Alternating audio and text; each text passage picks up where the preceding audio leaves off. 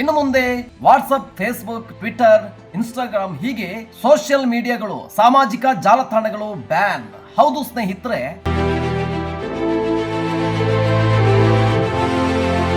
ನಮಸ್ಕಾರ ಕರುನಾಡು. VSP ಮೀಡಿಯಾಕ್ಕೆ ಸ್ವಾಗತ, ಸುಸ್ವಾಗತ. ನಾನು VS ಪ್ರದೀಪ್ ಸೂರ್ಗೋಳೆ. ಬಂಧುಗಳೇ, ಇನ್ನು ಮುಂದೆ ಸೋಷಿಯಲ್ ಮೀಡಿಯಾಗಳು, ಸಾಮಾಜಿಕ ಜಾಲತಾಣಗಳು ಬ್ಯಾನ್. ಹೌದು ಸ್ನೇಹಿತರೆ, ವಾಟ್ಸಪ್, ಫೇಸ್ಬುಕ್, ಟ್ವಿಟರ್, ಇನ್ಸ್ಟಾಗ್ರಾಮ್ ಹೀಗೆ 26 ಜಾಲತಾಣಗಳು ಇನ್ನು ಮುಂದೆ ಬ್ಯಾನ್ ಆಗುತ್ತೆ. ಸ್ನೇಹಿತರೆ, ಇದು ನೇಪಾಳದಲ್ಲಿ ನಡೆದ ಘಟನೆ. ಬಂಧುಗಳೇ, ನೇಪಾಳ ಸರ್ಕಾರ ಸಾಮಾಜಿಕ ಜಾಲತಾಣಗಳನ್ನ ಬ್ಯಾನ್ ಮಾಡಿದೆ. ಸಾಮಾಜಿಕ ಜಾಲತಾಣಗಳ ಬ್ಯಾನ್ ಹಿನ್ನೆಲೆಯಲ್ಲಿ ನೇಪಾಳದಲ್ಲಿ ಪ್ರತಿಭಟನೆಗೆ ಇಳಿದಂತಹ ಯುವ ಜನತೆ, ಹೌದು ಸ್ನೇಹಿತರೆ, ಸುಮಾರು 40 ವರ್ಷಕ್ಕಿಂತ ಕೆಳಗಿನ ಯುವಕರು ಸೋಷಿಯಲ್ ಮೀಡಿಯಾ ಬ್ಯಾನ್ ಮಾಡಿದ್ದಕ್ಕಾಗಿ ನೇಪಾಳದಲ್ಲಿ ಬೀದಿಗೆ ಇಳಿದು ಪ್ರತಿಭಟನೆಯನ್ನ ಪ್ರಾರಂಭಿಸಿದ್ದಾರೆ. ಇದೀಗ ಪ್ರತಿಭಟನಾಕಾರರು ಸಂಸತ್ ಭವನ, ಪ್ರಧಾನಿ ನಿವಾಸ ಹಾಗೂ ಸುಪ್ರೀಂ ಕೋರ್ಟ್ಗೆ ಬೆಂಕಿಯನ್ನ ಹಚ್ಚಿದ್ದಾರೆ. ಹಾಗೆ ಮಾಜಿ ಪ್ರಧಾನಿಯವರನ್ನ ಅಟ್ಟಾಡಿಸಿಕೊಂಡು ಹೊಡೆದಿದ್ದಾರೆ. ಹಾಗೆ ಅವರ ನಿವಾಸಕ್ಕೆ ಕೂಡ ಬೆಂಕಿಯನ್ನ ಹಚ್ಚಿದ್ದಾರೆ. ಈ ಕಾರಣದಿಂದ ಮಾಜಿ ಪ್ರಧಾನಿಯವರ ಧರ್ಮ ಪತ್ನಿ ಸಜೀವ ದಹನವಾಗಿದ್ದಾರೆ. ಈ ಹಿನ್ನೆಲೆಯಲ್ಲಿ ಪ್ರಧಾನಿಯಾದಂತಹ KP ಶರ್ಮಾ ಓಲಿ ಹಾಗೂ ಅಧ್ಯಕ್ಷರಾದಂತಹ ಪೌದೆಲ್ ಅವರು ತಮ್ಮ ಹುದ್ದೆಗೆ ರಾಜೀನಾಮೆಯನ್ನು ನೀಡಿದ್ದಾರೆ ಹಾಗೂ ದೇಶವನ್ನ ಬಿಟ್ಟು ಪರಾರಿಯಾಗಿದ್ದಾರೆ ಅನ್ನುವಂತ ಸುದ್ದಿ ಕೇಳಿ ಬರುತ್ತಿದೆ. ಈಗ ನೇಪಾಳದಲ್ಲಿ ಅಲ್ಲಿನ ಅಧಿಕಾರವನ್ನ ಅಲ್ಲಿನ ಸೇನೆ ಕೈಗೆತ್ತಿಕೊಂಡಿದೆ. ಹಾಗೆ ಪ್ರತಿಭಟನಾಕಾರರ ಮೇಲೆ ಗುಂಡನ್ನ ಹಾರಿಸ್ತಾ ಇದೆ. ಒಂದಿಷ್ಟು ಜನರಿಗೆ ಚಡಿಯೇಟನ್ನ ಕೊಡಲಾಗ್ತದೆ. ಈ ಒಂದು ಪ್ರತಿಭಟನೆಯಲ್ಲಿ ಸುಮಾರು 22 ಜನ ಸಾವನ್ನಪ್ಪಿದ್ದಾರೆ ಹಾಗೂ 300ಕ್ಕೂ ಹೆಚ್ಚು ಜನ ಗಾಯಗೊಂಡಿದ್ದಾರೆ ಎನ್ನುವಂತಹ ವರದಿ ಕೇಳಿ ಬರ್ತಾ ಇದೆ. ಸ್ನೇಹಿತರೆ, ಎಷ್ಟು ನಮ್ಮ ಯುವ ಜನತೆ ಸೋಷಿಯಲ್ ಮೀಡಿಯಾಕ್ಕೆ ಅಡಿಕ್ಟ್ ಆಗಿದ್ದಾರೆ ಅನ್ನುವಂಥದ್ದು ಮೇಲ್ನೋಟಕ್ಕೆ ನಮಗೆ ಇದರಲ್ಲಿ ಕಂಡು ಬಂದರೂ ಕೂಡ, ನೇಪಾಳದಲ್ಲಿ ನಡೆದಿದ್ದ ಈ ಪ್ರತಿಭಟನೆ ಯಾಕೆ ಕೇಳಿದ್ರೆ, ನೇಪಾಳ ಸರ್ಕಾರ ಅಂದ್ರೆ ಓಲಿ ಮತ್ತು ಅಧ್ಯಕ್ಷ ಪೌದೆಲ್ ಇವರ ಭ್ರಷ್ಟ ಸರ್ಕಾರದ ವಿರುದ್ಧ ಜನ ಸಿಡಿದೆದ್ದಿದ್ದಾರೆ. ಹೌದು ಸ್ನೇಹಿತರೆ, ಇಲ್ಲಿನ ಸರ್ಕಾರ ತಮ್ಮ ಅಧಿಕಾರ ಅವಧಿಯಲ್ಲಿ ಭ್ರಷ್ಟಾಚಾರವನ್ನ ಮಾಡಿದ್ದಾರೆ. ಹಾಗೆ ಜನರನ್ನ ನಿಕೃಷ್ಟವಾಗಿ ನಡೆಸಿಕೊಳ್ಳುವಂತಹ ಕೆಲಸ ಮಾಡಿದ್ದಾರೆ.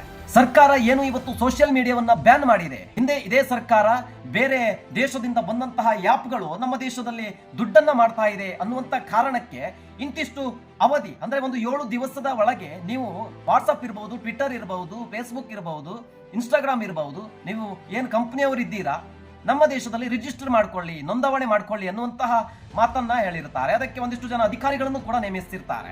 ಬಂಧುಗಳೇ, ಜಾಲತಾಣದ ಕಂಪನಿಗಳು ಇದರ ಬಗ್ಗೆ ಏನು ಅಷ್ಟೊಂದು ತಲೆ ಕೆಡಿಸ್ಕೊಂಡಿರುವುದಿಲ್ಲ. ಕೋಪಗೊಂಡ ನೇಪಾಳದ ಸರ್ಕಾರ ನೇಪಾಳದಲ್ಲಿ ಸೋಷಿಯಲ್ ಮೀಡಿಯಾವನ್ನೇ ಬ್ಯಾನ್ ಮಾಡಿ ಬಿಡ್ತಾರೆ. ಇದು ಅನೇಕ ಜನ ಉದ್ಯಮಿಗಳಿಗೆ, ಒಂದಿಷ್ಟು ಜನ ಯುವಕರಿಗೆ ಏನು ಸೋಷಿಯಲ್ ಮೀಡಿಯಾವನ್ನೇ ತಮ್ಮ ಜೀವನೋಪಾಯಕ್ಕಾಗಿ ಇಟ್ಟುಕೊಂಡಿರ್ತಾರೆ, ಇವರೆಲ್ಲರನ್ನು ಕೂಡ ರೊಚ್ಚಿಗೆಬ್ಬಿಸಿತ್ತು. ಹೌದು ಬಂಧುಗಳೇ, ಆದ್ರೆ ಇದು ನೆಪಕ್ಕಷ್ಟೇ ಸೋಷಿಯಲ್ ಮೀಡಿಯಾ ಪ್ರತಿಭಟನೆ. ಆದ್ರೆ ನೇಪಾಳದ ಜನತೆ ಇದನ್ನೇ ಒಂದು ಅಸ್ತ್ರವನ್ನಾಗಿ ಮಾಡಿಕೊಂಡಿದ್ದಾರೆ. ಹಿಂದೆ ಏನು ಭ್ರಷ್ಟ ಸರ್ಕಾರ ಭ್ರಷ್ಟಾಚಾರವನ್ನ ಮಾಡ್ತಾ ಇತ್ತು, ಇವರನ್ನ ನಮ್ಮ ದೇಶದಿಂದ ಓಡಿಸಬೇಕು ಅನ್ನುವಂತಹ ಹಿನ್ನೆಲೆಯಲ್ಲಿ ಸೋಷಿಯಲ್ ಮೀಡಿಯಾ ಬ್ಯಾನ್ ಮಾಡಿದ್ದ ಒಂದು ನೆಪವನ್ನ ಇಟ್ಕೊಂಡು ಇವತ್ತು ಜನರು ಬೀದಿಗಿಳಿದಿದ್ದಾರೆ. ಅನೇಕ ಶಾಸಕರ ನಿವಾಸಗಳಿಗೆ ಬೆಂಕಿ ಹಚ್ಚುತ್ತಾ ಇದ್ದಾರೆ. ಶಾಸಕರುಗಳನ್ನ ರೋಡಲ್ಲಿ ಅಟ್ಟಾಡಿಸಿಕೊಂಡು ಓಡಿಸಿಕೊಂಡು ಹೊಡಿತಾ ಇದ್ದಾರೆ. ಪ್ರತಿಭಟನೆಯನ್ನ ತಡೆಯೋದಕ್ಕೆ ಸಾಧ್ಯವಿಲ್ಲದೆ ಇದೀಗ ಸೋಷಿಯಲ್ ಮೀಡಿಯಾ ಏನು ಬ್ಯಾನ್ ಮಾಡಿರ್ತಾರೆ ಅದನ್ನ ಪುನಃ ಸರ್ಕಾರ ವಾಪಸ್ ತೆಗೆದುಕೊಂಡಿದೆ. ಸೋಷಿಯಲ್ ಮೀಡಿಯಾವನ್ನ ಬ್ಯಾನ್ ಮಾಡಿರುವಂತದ್ದನ್ನು ರದ್ದು ಮಾಡಿದ್ದಾರೆ. ಆದರೂ ಕೂಡ ಪ್ರತಿಭಟನೆ ನಿಲ್ಲಿಲ್ಲ. ಇನ್ನೂ ಕೂಡ ದಿನದಿಂದ ದಿನಕ್ಕೆ ಪ್ರತಿಭಟನೆ ಹೆಚ್ಚುತ್ತಾ ಇದೆ. ಅನೇಕ ಸಾವು ನೋವುಗಳು ಆಗ್ತಾ ಇದೆ. ಈ ಒಂದು ಪ್ರತಿಭಟನೆಯಲ್ಲಿ ನಮ್ಮ ಕರ್ನಾಟಕದ ಕನ್ನಡಿಗರು ಹಾಗೂ ನಮ್ಮ ದೇಶದ ನಿವಾಸಿಗಳು ಕೂಡ ಸಿಲುಕಿಕೊಂಡಿದ್ದಾರೆ. ನೇಪಾಳದಲ್ಲಿರುವಂತಹ ಭಾರತೀಯರಿಗೆ ಹಾಗೂ ಕನ್ನಡಿಗರಿಗೆ ನಮ್ಮ ದೇಶದ ಸರ್ಕಾರ ಮತ್ತು ರಾಜ್ಯ ಸರ್ಕಾರ ಜಾಗೃತವಾಗಿ ಇರಿ ಅನ್ನುವಂತಹ ಸೂಚನೆಯನ್ನ ನೀಡಿದೆ. ನೇಪಾಳದಲ್ಲಿ ಪ್ರತಿಭಟನೆ ತೀವ್ರಗೊಳ್ಳುತ್ತಿದ್ದಂತೆಯೇ ಅಲ್ಲಿನ ಪ್ರಧಾನಿ ಓಲಿ ಅವರು ತಮ್ಮ ಖಾಸಗಿ ಹೆಲಿಕಾಪ್ಟರ್ನಲ್ಲಿ ದುಬೈಗೆ ಪರಾರಿಯಾಗಿದ್ದಾರೆ ಎನ್ನುವಂತಹ ಮಾತು ಕೇಳಿ ಬರ್ತಾ ಇದೆ.